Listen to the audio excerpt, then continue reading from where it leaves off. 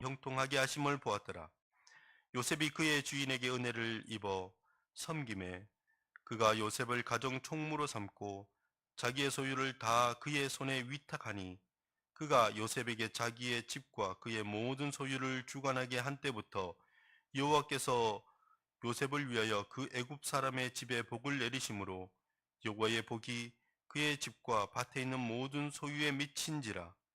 주인이 그의 소유를 다 요셉의 손에 위탁하고 자기가 먹는 음식 외에는 간섭하지 아니하였더라. 요셉은 용모가 빼어나고 아름다웠더라. 그 후에 그의 주인의 아내가 요셉에게 눈짓하다가 동침하기를 청하니 요셉이 거절하며 자기 주인의 아내에게 이르되 내 주인이 집안의 모든 소유를 간섭하지 아니하고 다 내 손에 위탁하였으니 이 집에는 나보다 큰 이가 없으며 주인이 아무것도 내게 금하지 아니하였어도 금한 것은 당신뿐이니 당신은 그의 아내임이라. 그런즉 내가 어찌 이 큰 악을 행하며 하나님께 죄를 지으리이까. 여인이 날마다 요셉에게 청하였으나 요셉이 듣지 아니하여 동침하지 아니할 뿐더러 함께 있지도 아니하니라. 그러할 때에 요셉이 그의 일을 하러 그 집에 들어갔더니 그 집 사람들은 하나도 거기에 없었더라. 그 여인이 그의 옷을 잡고 이르되 나와 동침하자. 그러나 요셉이 자기의 옷을 그 여인의 손에 버려두고 밖으로 나가매 그 여인이 요셉이 그의 옷을 자기 손에 버려두고 도망하여 나감을 보고 그 여인의 집 사람들을 불러서 그들에게 이르되 보라, 주인이 히브리 사람을 우리에게 데려다가 우리를 희롱하게 하는도다.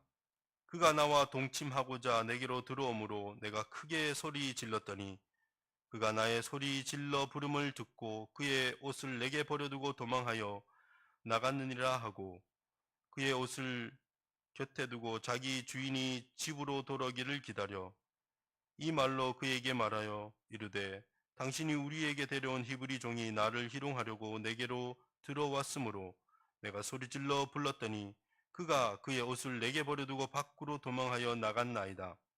그의 주인이 자기 아내가 자기에게 이르기를 당신의 종이 내게 이같이 하였다 하는 말을 듣고 심히 노한지라. 이에 요셉의 주인이 그를 잡아 옥에 가두니 그 옥은 왕의 죄수를 가두는 곳이었더라. 요셉이 옥에 갇혔으나 여호와께서 요셉과 함께 하심으로 그에게 인자를 더하사 간수장에게 은혜를 받게 하심에 간수장이 옥중 죄수를 다 요셉의 손에 맡김으로 그 재반 사물을 요셉이 처리하고 간수장은 그의 손에 맡긴 것을 무엇이든지 살펴보지 아니하였으니 이는 여호와께서 요셉과 함께 하심이라. 여호와께서 그를 범사에 형통하게 하셨더라. 아멘. 형통을 넘어라는 제목으로 목사님 나오셔서 말씀 전해 주시겠습니다.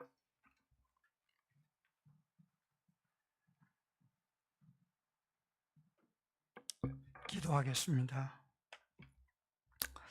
하나님 감사합니다.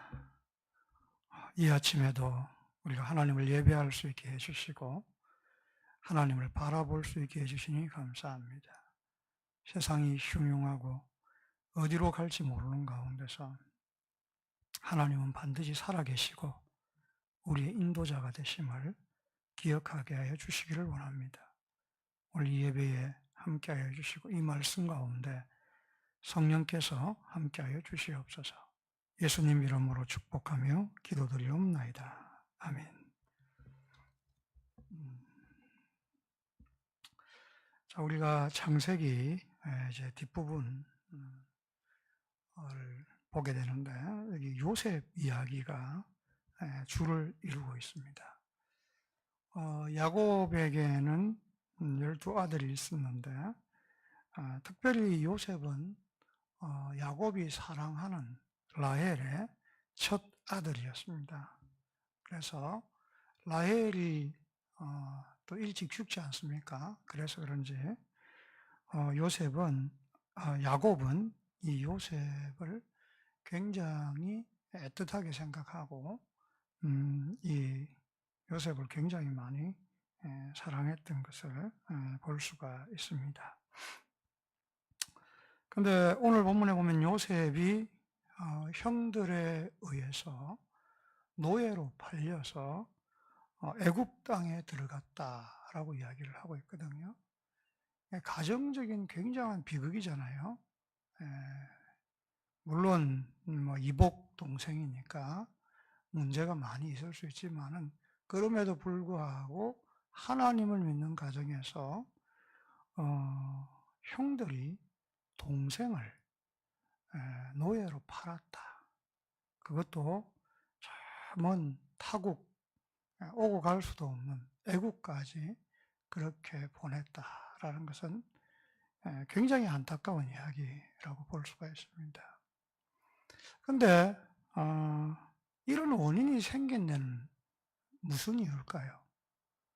왜 형들이 이 요셉을 팔고 요셉과 갈등이 생기고 문제가 생겨서 가정 파탄과 같은 이런 일이 생겼는가? 첫 번째 원인은 우리가 성경을 찾아보면 알겠지만은 야곱의 편애라고 이야기를 할 수가 있겠죠. 야곱이 누구를 요셉을 굉장히 사랑하고 특별하게 생각했다라는 거예요. 근데 그냥 뭐 편애했다. 이 정도 때문에 이런 비극이 생긴 건 아닙니다. 그 편애를 넘어선 굉장한 어떤 야곱의 욕심이 있었던 것을 우리가 볼 수가 있습니다. 야곱은 그때 당시 어떤 장자의 어떤 원칙이라든지 또 가장 중요한 건 하나님이 원하시는 장자가 누군가 이거 아니겠어요, 그죠? 그런 뜻과 전혀 상관없이 자기가 사랑하는 라헬의 아들 요셉을 장자를 삼으려고 했다라는 거예요. 자, 알다시피 요셉은 몇 번째 아들입니까? 생물학적으로 봐도 11번째 아들입니다. 생물학적으로 봤을 때 르우벤이 첫째잖아요, 그죠? 어마어마한 차이가 났습니다.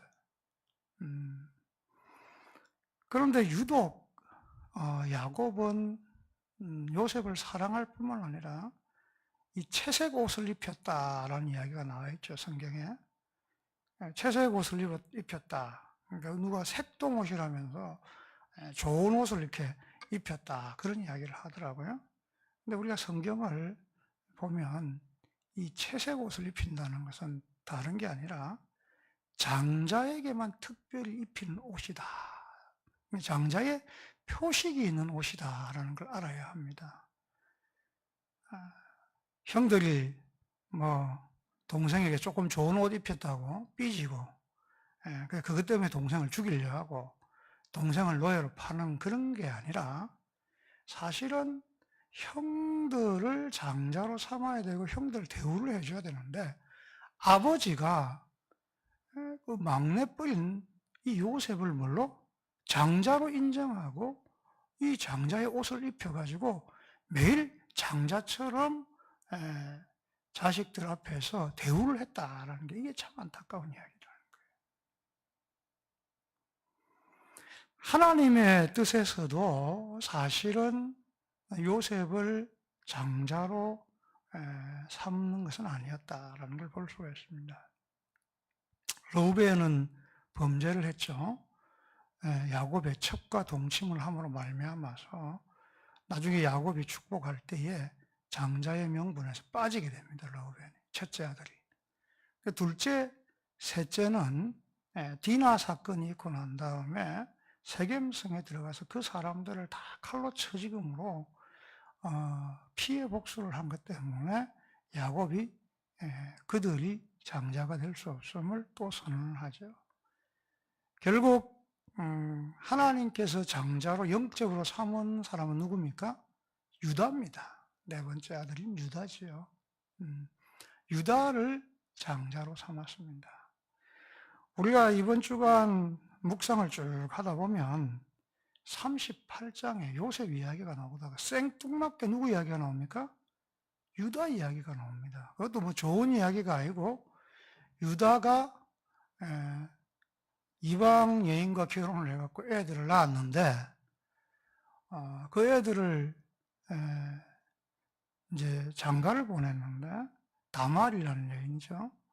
근데 첫째가 죽으니까 둘째에게 이렇게 보통 옛날에는 자손을 이렇게 잇기 위해서 주잖아요. 둘째도 죽으니까 셋째도 죽을까봐 안 줬다라는 이야기가 있어요. 그 다말이 그것 때문에 화가 나가지고 자기 시아버지를 속여가지고 장녀처럼 분장해서 가서 자기 시아버지하고 어떻게 해요? 관계를 맺어서 거기서 베레스와 세라를 낳는 그런 진짜 말도 안 되는 그런 이야기가 성경에 나와 있습니다. 유다의 가족사가 쭉 나와 있어요. 그래서 저는 성경을 읽다가 왜 갑자기 생뚱맞게 요셉 이야기 잘 나가다가 38장에서 유다의 이야기가 나오고, 유다의가 아주 가장 치부 아닙니까? 자기 며느리에게서 베레스와 세라를 낳았고 그 아이들이 장자가 되고 자기의 후손을 이어가거든요. 다윗의 조상이 되잖아요. 그리고 마태복음에 예수님의 조상에도 이름이 올라가 있잖아요. 이런 일을 왜 기록했을까라는 것이죠. 뭐 이스라엘 사람들의 의도가 있을 수도 있습니다. 그건 뭐냐면 요셉, 그가 아무리 크고 아무리 축복을 받고, 요셉의 아들들이 누굽니까? 에브라임과 므낫세죠. 나중에 야곱이 이 요셉의 아들들을 뭐로 양자를 삼지 않습니까? 그래서 성경에 보면 요셉 지파는 없어요. 요셉의 아들 둘을 양자를 삼았기 때문에 마치 야곱의 아들처럼 에브라임과 므낫세라고 나와 있어요. 그들이 가장 크고 강대한 것 같고 역사를 이루어가는 것 같지만은, 그럼에도 불구하고 하나님께서는 은혜를 통해서 이 유다 지파를 세우시고 그를 통해서 다윗 왕을 세우고 결국 나아가서 예수 그리스도까지 이어지는 하나님의 뜻을 이어간다라는 걸 볼 수가 있습니다. 유다 이야기가 중간에 삽입된 것은 하나님의 은혜를 이야기하는 거예요. 요셉보다 잘 살지 못했고, 요셉보다 정말 착실하지 못했고, 신실하지 못했고, 어쩌면 좀 엉망이고 그런 사람이었지만, 그럼에도 불구하고 하나님께서 이 유다를 은혜를 베푸시고 불쌍히 여기셔서 하나님의 구원의 역사에 장을 이루어가게 하신다라는 것을 창세기에서 잠깐 보여주는 것을 우리가 알 수 있습니다.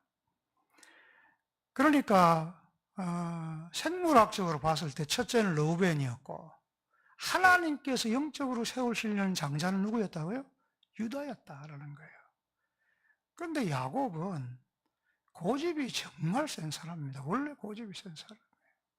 야복강에서 그렇게 하나님 앞에 두드려 맞고, 그렇게 했음에도 불구하고 그는 그의 고집대로 살려고 노력한 사람입니다. 그는 어떤 뭐 자연적인 부분이나 하나님의 어떤 그런 뜻이나 이런 것을 생각하지 않고 누구를 장자로 세우려 했다고요? 요셉을 장자로 세우려고 했다. 거기서 이제 비극이 시작된 것입니다. 두 번째 원인은, 결정적인 원인은 요셉의 꿈이었습니다. 그죠? 요셉이 꿈을 꾸지 않습니까? 여러분 잘 아시다시피 해와 달과 11별이 자기에게 절을 하더라. 그죠? 그리고 11단이 자기에게 절을 하더라. 이런 꿈을 꾸죠. 사실 이 꿈 때문에 요셉의 별명이 뭐라고요? 꿈꾸는 자, 뭐 나쁜 말로 하면 꿈쟁이, 이렇게 되죠. 이것 때문에 형들이 안 그래도 아버지가 요셉을 장자로 세워가지고 자기들 위에 둘러하는 것 때문에 너무너무 속이 상한데, 요셉조차도 거기에 동의하고 자꾸 이런 이야기를 하니까 형들이 너무너무 열을 받아가지고 아마 이 요셉을 미워하게 됐다라고 생각을 합니다. 이 가정이 파탄되고 요셉이 이렇게 된 데는 야곱의 사적인 욕심, 그리고 요셉의 꿈이 있었다라는 것이죠. 하나님께서는 어떤 원인이든 이것을 통해서 하나님의 역사를 이끌어 가신 놀라운 것을 볼 수가 있습니다. 성경을 통해서 우리가 볼 수 있는 것은 모든 것을 하나님께서 다스리시고 하나님께서 인도하신다는 거예요. 많은 사람들은 꿈과 비전, 그 다음에 자기 욕심에 따라서 행동을 합니다. 야곱처럼 자기가 하고 싶은 대로, 자기의 의지에 따라서 계속 실천을 합니다. 어떤 사람은 자기의 마음속에 가진 그런 야망과 그 비전을 향해 달려가는 것이죠. 그러면서 사람들이 이야기할 때는 그걸 이루기 위해서는 그 사람에게 능동적인 노력이 굉장히 필요하다고 이야기를 합니다. 다른 말로 하면 열심히 사는 게 필요하다는 것이죠. 당연한 거예요. 세상에서 꿈을 이루고 자기의 야심을 이루기 위해서는 열심히 살고 구체적인 계획과 구체적인 생각으로 나가는 게 당연한 것입니다. 여러분, 세상에서 뭔가 이룰 사람들을 보십시오. 그 사람들을 보면 그냥 뭐 우찌우찌 가다가 이런 것보다는 굉장히 그들의 전기를 봤을 때 열심히 노력했다. 막 능동적으로 자기가 뭔가를 했다. 이런 이야기들이 참 많이 나와 있거든요. 그런데 우리가 성경을 통해서 알아야 되는 것은 우리가 하나님을 믿고 하나님의 사람이라면 자기의 능동적인 힘으로만 살아가서는 안 된다라는 거예요. 물론 우리에게 주어진 일에 대해서 열심을 다해 살아가야 되는데 이 열심이 너무 도가 지나치다 보면 이게 욕심이 되고요. 다른 사람을 해치게 되고요. 다른 사람들을 힘들게 하고 어렵게 하고요. 하나님의 뜻을 거스리고요. 교만해지고요. 자기를 나타내는 그런 부분으로 나가게 된다는 사실. 세상에 보면 수많은 지도자들이 많습니다. 그 지도자들이 처음에는 좋은 뜻을 가지고 막 시작했다가 나중에 가면서 변질되는 이유는 뭡니까? 자기의 어떤 결단과 자기의 열심으로 계속 살아가다 보니 아나무인격이 돼가지고 자기 욕심과 자기 뜻대로 행하다 보니까 나중에는 사람들을 유익하게 하는 것이 아니라 사람을 괴롭힌 독재자가 된다라는 사실입니다. 이 야곱의 사적인 욕심, 이게 사실은 가정의 비극을 이루게 되었고, 어찌 보면 요셉이 철없을 때 꾼 꿈, 그 꿈을 그냥 마음에 새기는 것이 아니라 형들에게 막 자랑하고 이야기하고 형들 앞에서 또 얼마나 요셉이 그렇게 잘난 체하고 감독처럼 그렇게 행동했겠어요. 그런 이야기들이 사실은 이 요셉을 종으로 노예로 팔려가게 하는 비극으로 이끌었다 저는 생각을 합니다. 저는 오늘 설교 제목을 형통을 넘어라고 이야기를 했습니다. 처음 시작한 이 이야기는 정말 비극입니다. 그러나 오늘 본문을 쭉 읽어보면 요셉이 노예로 팔려서 첫 번째 간집이 어디라고요? 애굽 바로의 경호대장이었던 보디발의 집이었다라는 거예요. 보디발의 집에 가서 하나님께서 요셉과 함께 하심으로 그가 어떤 자가 됐다고? 형통한 자가 되었다라는 이야기가 나와요. 오늘 본문에 형통이라는 이야기가 굉장히 많이 나옵니다. 그죠? 형통하다. 요셉이 사실은 가는 곳마다 형통했다. 그러나 요셉의 신분은 종노예였고 또 뭡니까? 죄인, 죄수였다라는 사실이죠. 종노예, 죄인임에도 불구하고 그는 가는 곳마다 하나님께서 함께 하심으로 형통이라는 단어가 계속 나오고 있습니다. 여러분, 우리는 하나님을 믿는 목적 중에 하나가 형통인 경우가 많습니다. 여러분, 하나님 믿어서 형통하고 살고 싶잖아요. 하나님 앞에 기도하면서 나도 내 가정도 내 주변도 뭐 교회도 다 형통하게 했고 부흥하고 싶고 좋게 되고 싶은 거, 이게 인간의 욕심이잖아요. 예. 그래서 성경에 그런 이야기가 많습니다. 하나님과 함께하고 하나님께 기도하면 형통하고 복을 받고 축복의 사람이 된다는 이야기가 참 많아요. 우리가 형통의 대명사를 말할 때에 요셉을 이야기하거든요. 요셉을. 예. 우리가 요셉을 볼 때 그는 가는 곳마다 형통하고 모든 일에 하나님께서 함께 하신 사람이다라는 거예요. 그러나 우리가 이 형통에 대해서 다시 한번 잘 생각해 봐야 됩니다. 요셉이 보디발의 집에서 형통하게 됐는데 어디까지 형통하게 됩니까? 총무가 되잖아요. 그죠? 지금으로 하면 집사겠죠. 그죠? 이 보디발의 집의 모든 것을 관리하는 집사가 되어서 그 보디발이 자기와 아내에 관계된 것 말고는 전부 누구에게 맡겼다?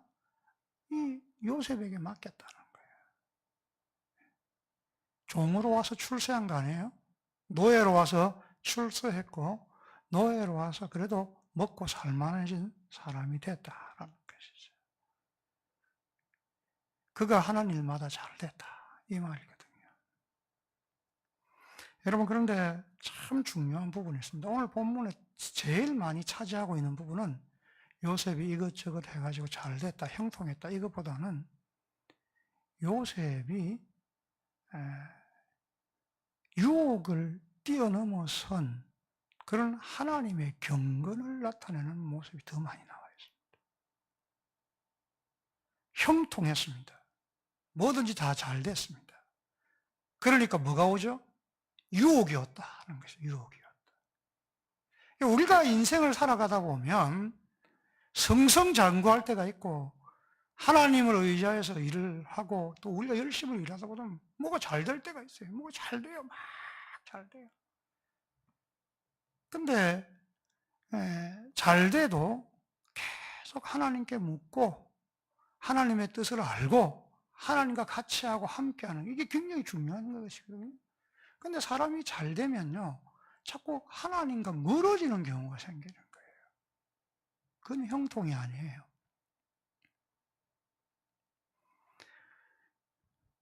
그가 너무너무 잘 됐을 때에 보디발의 아내가 유혹하지 않습니까? 이 유혹이라는 건 참 어려운 이야기예요. 그때 당시 노예야 정말 주인이 시키는 대로 해야 되는 게 노예 아니겠어요? 그런 가운데서 계속해서 유혹하는 장면이 나와 있는데 한두 번이 아니에요. 성경을 보세요. 보시면 한 번 유혹했다 그렇게 나와 있는 거 아니에요. 시도 때도 없이 눈짓을 주고 시도 때도 없이 요셉을 유혹한 장면이 계속 나와요. 그런데 그때마다 요셉이 어떻게 했습니까? 그것을 뿌리쳤다라는 거예요. 그리고 요셉이 결국 이야기하는 것은 뭡니까? 하나님이 보고 계시고 하나님이 함께 하시기 때문에 나는 이런 일을 행할 수 없다라고 뿌리치는 장면이 나와 있거든요. 여러분, 우리 그리스도인들은 하나님을 믿으면서 형통을 얻는 것에서 멈춰서는 안 된다, 이걸 아셔야 됩니다. 잘 되고 축복받고 순조롭게 되고 뭔가 풍성해지고 여기서 끝나면 안 된다. 요셉은 하나님과 함께하여서 형통을 넘어서 하나님을 닮아가는 사람이 됐다라는 거예요. 하나님과 늘 함께하면 인생이 그냥 축복만 오는 것이 아니라 중요한 것은 하나님과 교제하고 하나님과 늘 함께하면 축복을 뛰어넘어서 하나님을 닮아가는 사람이 된다라는 것을 오늘 성경은 보여주고 있는 것입니다. 이 비밀을 잘 몰라요, 사람들이. 하나님 믿으면 복 받고, 하나님 믿으면 잘 되고, 내 기도한 것이 이루어지고, 내 소원이 이루어지고, 막 이런 것만 알지.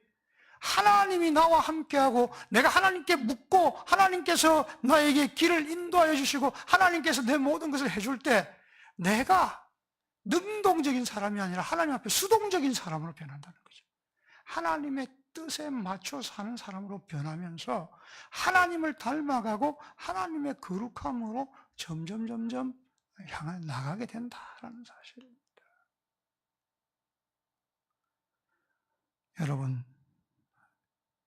여러분은 하나님과 함께하고 계십니까? 그러면 여러분은 형통을 넘어서 하나님을 점점 닮아가는 인격과 하나님께 순종하는 그런 삶을 살고 있는가 살펴보시기를 바랍니다. 저는 오늘날 우리 그리스도인들이 오늘 이 형통을 넘어서 하나님을 닮아가는 그런 모습, 인격적으로 주님이 기뻐하시는 삶을 사는 그런 모습, 이것을 추구해야 된다고 생각을 합니다. 왜 지금 기독교에 문제가 생긴 것 같고, 우리가 예수를 믿고 하나님 믿고 열심을 내고 특심을 내고 최선을 다하는 것 같지만, 그럼에도 불구하고 계속해서 기독교 내부에서도 문제가 생기고 우리 자신들에게도 회의가 자꾸 생기는 이유는 뭡니까? 하나님을 이용하려는 사람들로 가득 차 있다. 하나님을 인격적으로 만나서 하나님과 함께함으로 그냥 형통 정도가 아니라 하나님을 닮아가는 그런 놀라운 사람으로 변해서 하나님의 영광을 위한 하나님의 뜻을 이루어가는 그런 사람이 아니라 하나님을 이용하는 사람으로 하나님의 힘을 빌어서 세상을 지배하고 세상을 다스리려는 사람으로 가득 차 있기 때문에 문제가 되는 거죠.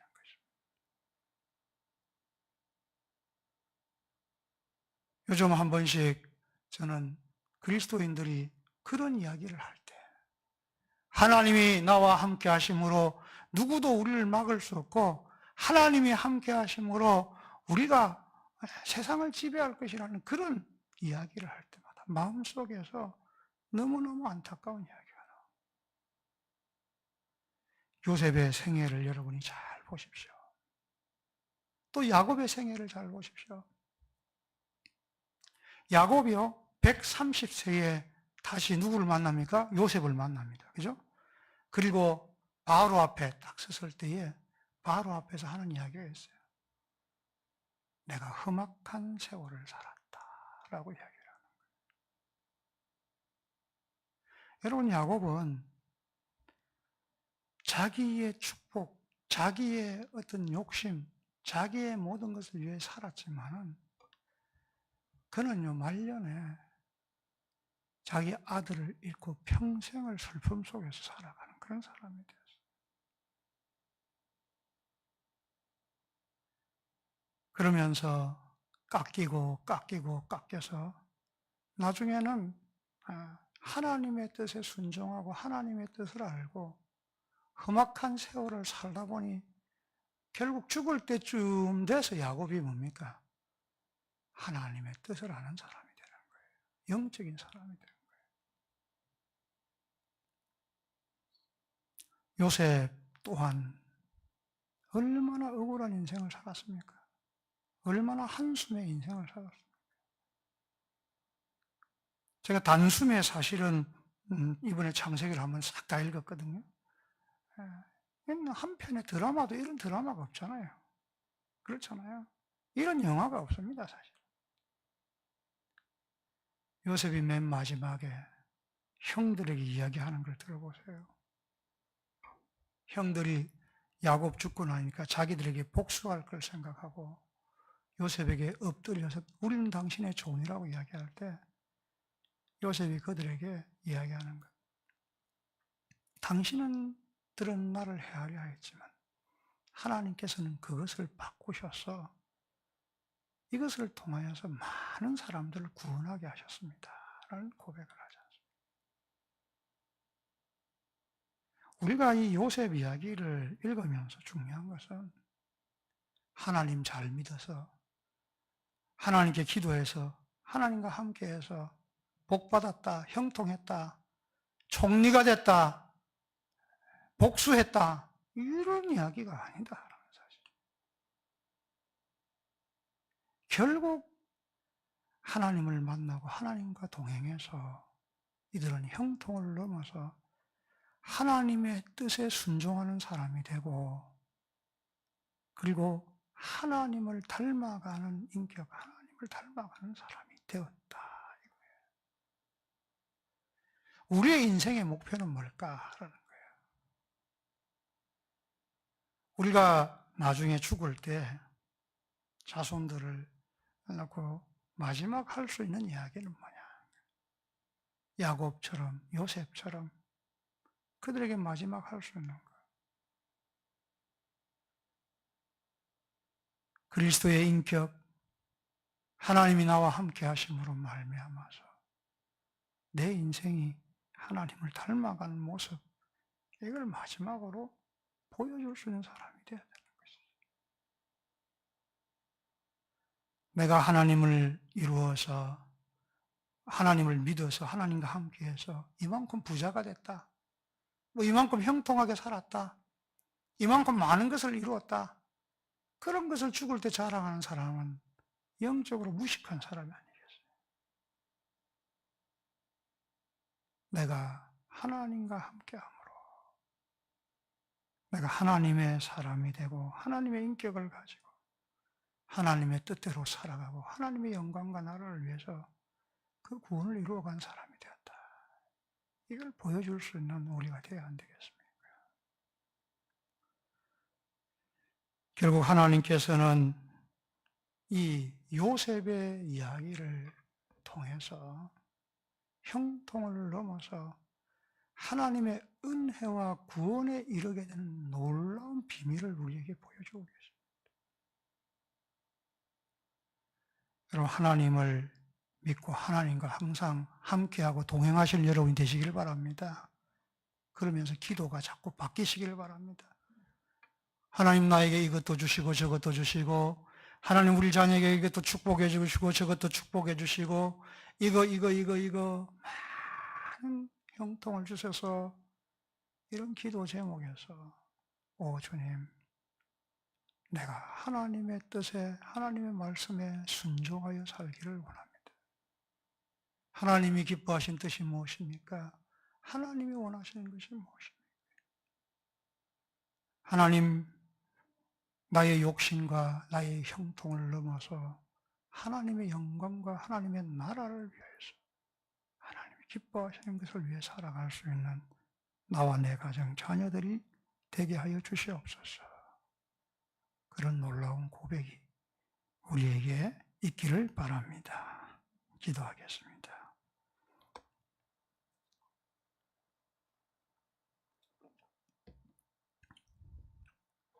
야곱의 욕심과 하나님이 주신 꿈이지만은 그걸 자랑하고 그냥 자기에게 준 앞으로의 어떤 야망과 비전으로 생각했던 요셉에 의해서 비극이 일어났습니다. 그러나 중요한 것은 그가 그 비극의 주인공으로서 애굽의 노예로 갔지만 하나님께서 그와 함께 하심으로 그들이 생각하는 욕심과 어떤 그들이 생각하는 형통을 뛰어넘어서 하나님의 뜻을 알고 하나님의 인격을 닮아가는 하나님의 사람으로 하나님께서 바꾸어 가셨다는 것을 우리가 알아야 합니다. 하나님과 함께 한다는 것은 그냥 세상에서 형통하고 복받는 그 정도에서 끝나는 게 아니에요. 하나님과 늘 함께 하는 사람은, 진실로 하나님과 늘 함께하고 교제하는 사람은 하나님의 인격으로 변합니다. 말과 행동과 생각과 모든 것이 하나님이 기뻐하시는 걸로 바뀌는 거예요. 내 욕심과 정욕, 시기와 질투, 투기 이런 걸로 살아가던 사람들이 사랑과 하나님이 기뻐하시는 뜻을 향하여서 살아가는 그런 올바른 하나님의 사람 인격으로 변화되는 것입니다. 야곱도 변하고 요셉도 변하고 그로 인하여서 그 형제들도 다 변화되는 놀라운 모습이 이 창세기 마지막을 통해서 하나님이 함께 하신 임마누엘의 모습으로 나타나고 있습니다. 여러분, 하나님이 우리와 함께 하십니다.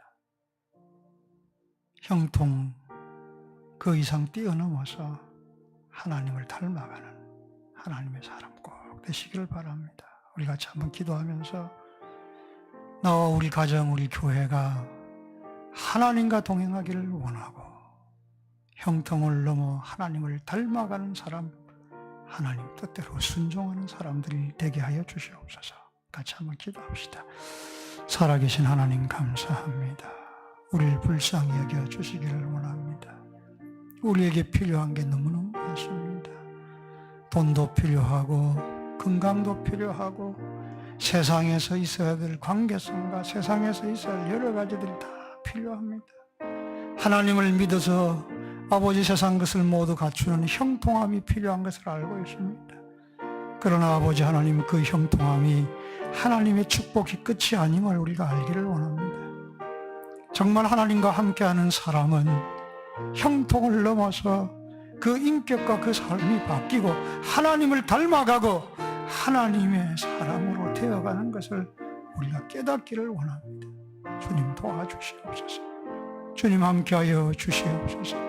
우리에게 참된 복을 주시고 참된 하나님의 사람으로 변화되게 하셔서 하나님의 영광을 위해 사는 우리가 되게 하여 주시옵소서. 예수님 이름으로 기도드리옵나이다.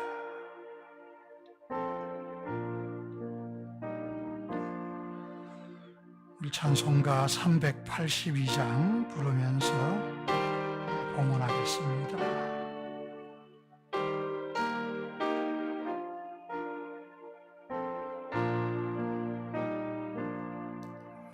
너 근심 걱정 말아라. 주 너를 지키리. 주 날개 밑에 거하라. 주 너를 지키리. 주 너를 지키리. 아무 때나 어디서나 주 너를 지키리. 늘 지켜주시리.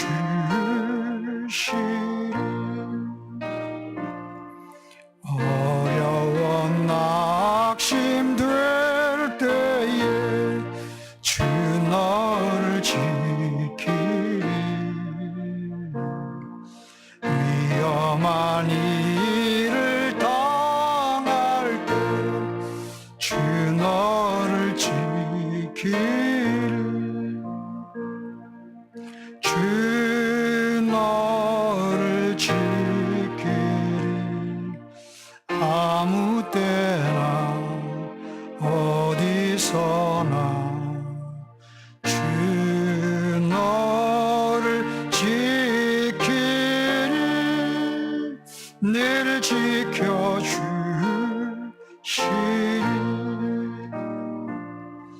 너 쓸 것 미리 아시고 주 너를 지키리.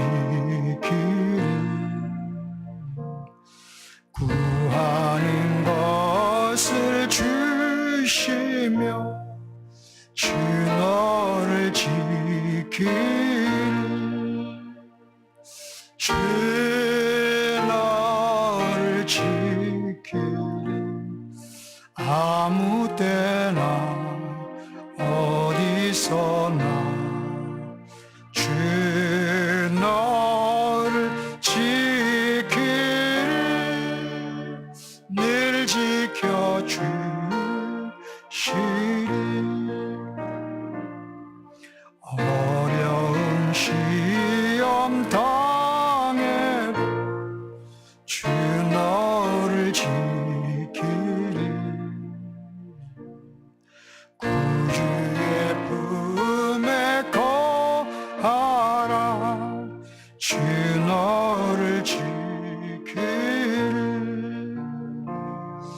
주의 나를 지키리. 아무 때나 어디서나 주 너를 지키리. 늘 지켜주시리.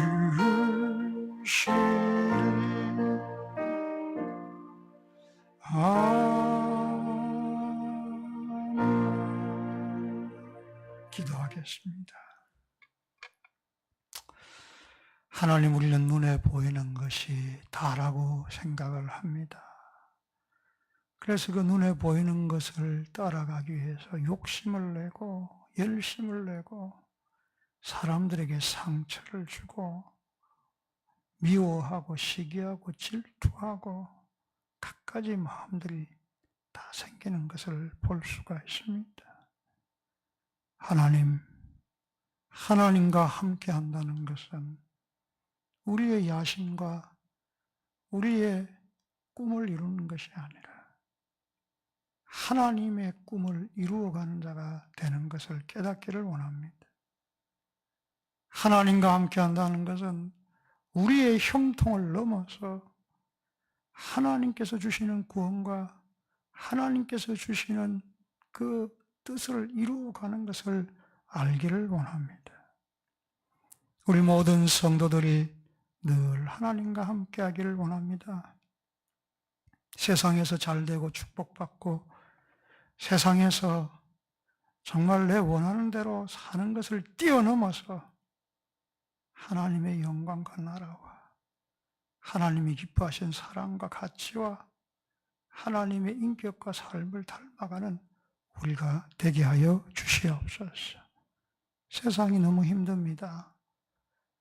아직도 그리스도인들이 이 세상에서 자기의 유익만, 자기의 만족만 구하고 있다면 얼마나 안타까운 일인가 생각해 봅니다. 하나님, 이 힘든 세상 가운데서 우리가 겸손해지고 우리가 더 낮아지고 우리가 기도하면서 하나님께서 기뻐하시는 그 모습을 보이는 자가 되게 하여 주시기를 원합니다. 희망이 없는 세상에 절망과 두려움과 한숨과 거짓이 가득한 세상에 참으로 하나님의 사랑을 베푸는 하나님의 인격으로 그들을 대하는 우리가 되게 하여 주시옵소서. 정말 부족하고 연약한 것이 많습니다. 아직도 우리가 죽지 못하여서 우리가 영적으로 거듭나지 못하고 하나님의 인격과 하나님의 그 뜻을 알지 못하여서 헤매일 때가 얼마나 많은지 모릅니다. 하나님, 우리와 함께 하여 주셔서 우리를 주님의 사람으로, 주님의 형상으로, 주님의 성품으로, 주님의 거룩함에 참여하는 자로 만들어 주시옵소서.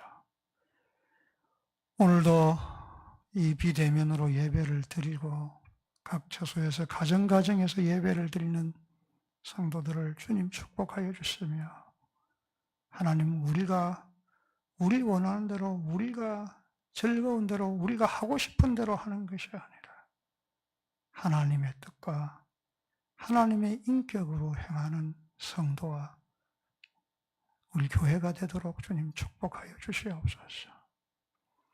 이 시간 바친 예물에 함께하여 주시고 가정가정마다 일용할 양식을 줄 뿐만 아니라 날마다 주로 인하여서 행복한 가정이 되게 하시고 날마다 주님께로 더 가까이 가는 주님 닮는 가정이 되게 하여 주시옵소서. 지금은 우리를 위하여 십자가에 죽으시고 다시 살아나심으로 우리를 구원하신 우리 주 예수 그리스도의 그 놀라운 은혜와 하나님 아버지의 그 크신 사랑과 늘 우리와 동행하면서 우리를 형통하게 하실 뿐만 아니라 그 형통을 넘어서 예수를 닮아가게 하시는 성령의 감동과 충만하심이 이곳에 모인 모든 성도들 위해 지금부터 영원까지 함께 하셨기를 간절히 축원하옵나이다. 아멘.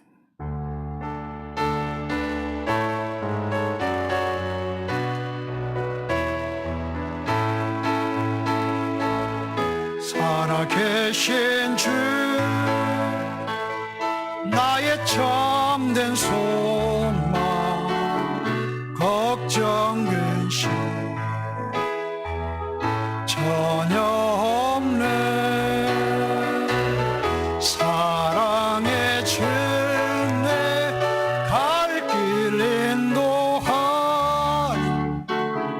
내 모든 삶의 기쁨 늘 충만하네 하나님께 영광 돌리겠습니다.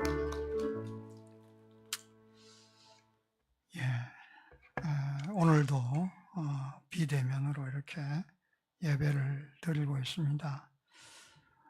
여러분들이 비대면으로 예배를 드리더라도 마음을 다해서 정성껏 이렇게 예배를 꼭 드려주셨으면 좋겠습니다.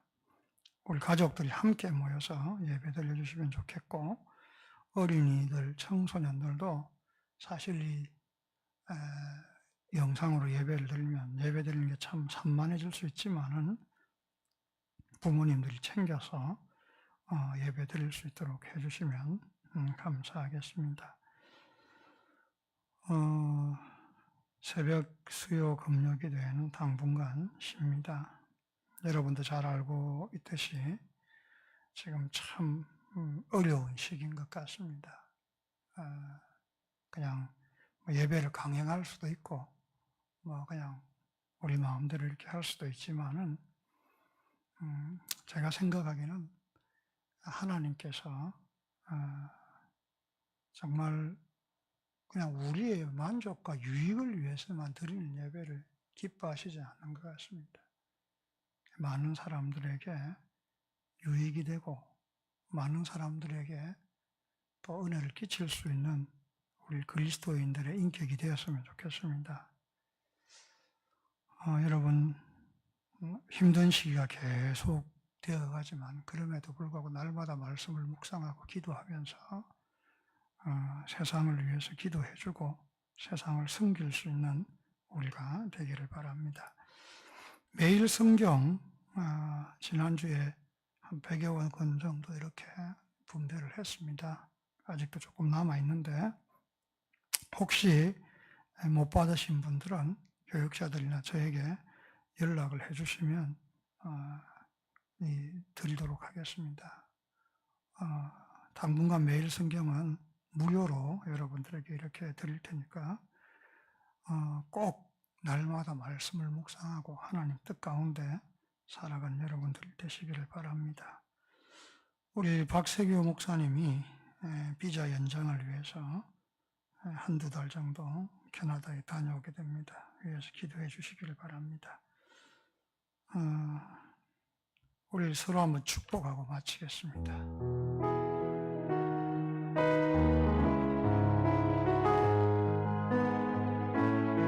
당신 하나님의 은혜 안에